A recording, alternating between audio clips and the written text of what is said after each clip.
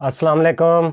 मैं हाँ तुहाडा भिरा तुहाडा सजन तुहाडा वीर तसव्वुर सरैकी ते तुसां देखदे पे मेरा यूट्यूब चैनल तसव्वुर सरैकी।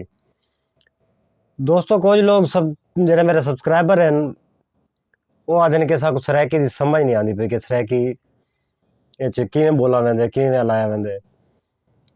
अज मैं तुहाकू जेह्ड़ा पहला सबक है उस दस्सां सरैकी दा कि सरैकी दे विच गिनती किवें आखी वेंदी है।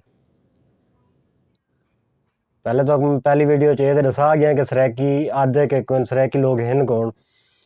उंदे तो बाद दो वीडियो च मैं तुहाकू सरैकी दे जेह्ड़े इलाके हैं बहावलपुर ते मुल्तान उंदी तारीफ भी कराई है, लेकिन उन्हां को असां साइड ते रख के हुण असां सरैकी दे बारे जेह्ड़े सरैकी दे विच बोल चाल है उंदे बारे थोड़ा जिहा दस्सेसूं ताकि जेह्ड़े साडे सब्सक्राइबर हैं उन्हां को पता लगे कि सरैकी किवें बोली वेंदी है। अज दी वीडियो गौर नाल दिखाए क्योंकि गिनती दी अकाउंटिंग दी वीडियो साडी इंशाअल्लाह तुहानू पसंद आसी। शुरू करने वाल जिवें इंग्लिश दे विच वन आखदे न, इंग्लिश दे विच वन, उर्दू दे विच आखदे न एक ते सरैकी दे विच आखदे न हिक। वन एक ते हिक। इवें इंग्लिश दे विच टू, उर्दू दे विच उको आखे वेंदे दो, सरैकी दे विच आखदे न डू। टू, दो ते डू। अगला लफ्ज़ है थ्री। इंग्लिश दे विच थ्री आखा वेंदे, उर्दू दे विच तीन आखा वेंदे, सरैकी दे विच असां आखदे त्रै। इवें ही अगला लफ्ज़ फोर। इंग्लिश दे विच फोर, उर्दू दे विच चार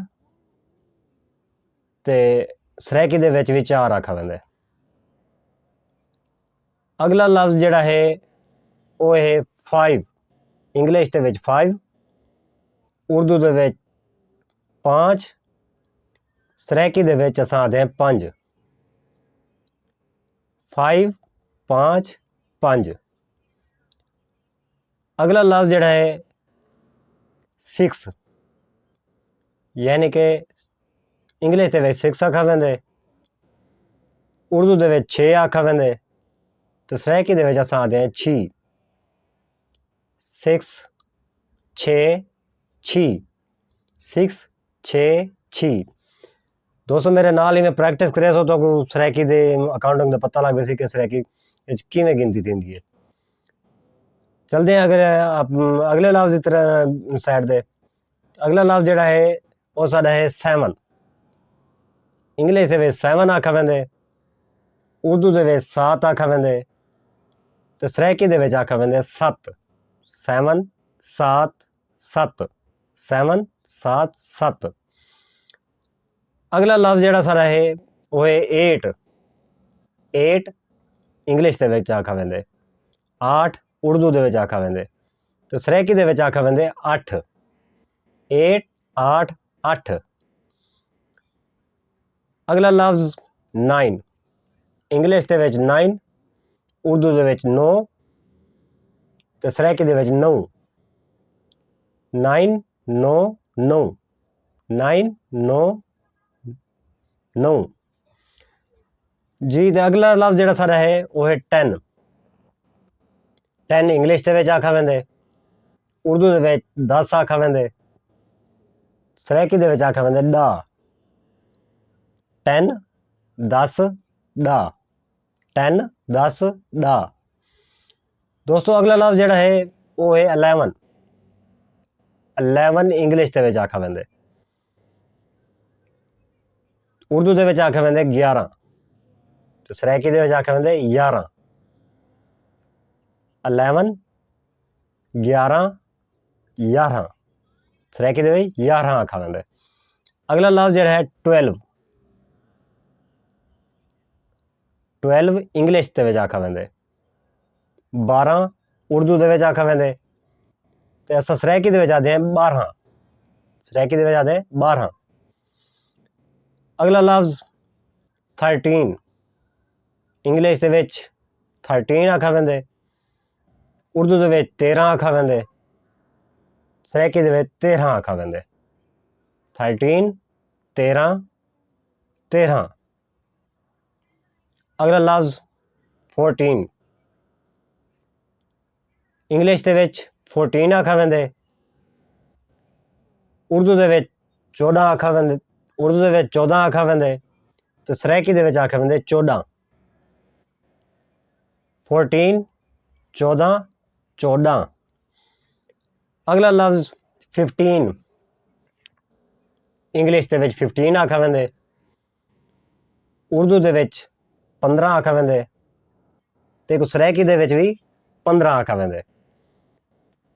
अगला लफ्ज़ है 16, इंग्लिश दे विच 16 आखा वेंदे,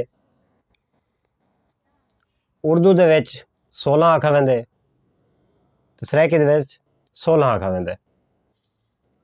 दोस्तों कुछ इन्ने लफ्ज़ इहो समझ जेह्ड़े उर्दू दे सरैकी दे यानी कि मिलदे जुलदे। अगला लफ्ज़ जेह्ड़ा है 17, इंग्लिश दे विच 17 आखा वेंदे, उर्दू दे विच 17 आखा वेंदे, उर्दू दे विच 17 आखा वेंदे ते सरैकी दे विच 17 आखा वेंदे। 17 17 17। अगला लफ्ज़ है 18, यानी कि इंग्लिश दे विच 18 आखदे, उर्दू दे विच 18 आखा वेंदे ते सरैकी दे विच भी 18 आखा वेंदे। अगला लफ्ज़ है 19, इंग्लिश दे विच 19 आखा वेंदे, उर्दू दे विच 19 आखा वेंदे ते सरैकी दे विच 19 आखा वेंदे। 19 19 19 19 19 19। अगला लफ्ज़ जेह्ड़ा साढ़ा है वो है 20, 20 इंग्लिश दे विच आखा वेंदे, उर्दू दे विच आखा वेंदे 20 ते सरैकी दे विच आखा वेंदे 20। 20 20 20 20 20 20। जी जनाब, अज 20 तक सारी गिनती मुकम्मल थी गई है।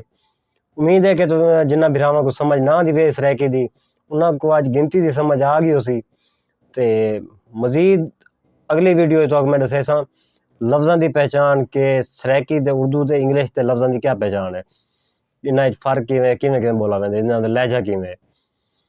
ते अपने भरा अपने दोस्त अपने सज्जन अपने बेली को दो इजाज़त।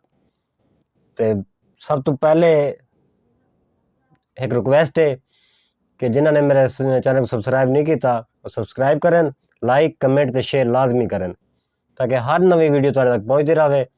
अगर वाल भी समझ नहीं आती पई कोई चीज़ की कहीं लफ्ज़ की समझ नहीं आई तो मेरे को कमेंट करके ज़रूर दसे सी कि केड़ी चीज़ की समझ नहीं आई ताकि मैं आपको मज़ीद समझाने की कोशिश करा। अल्लाह के हवाले।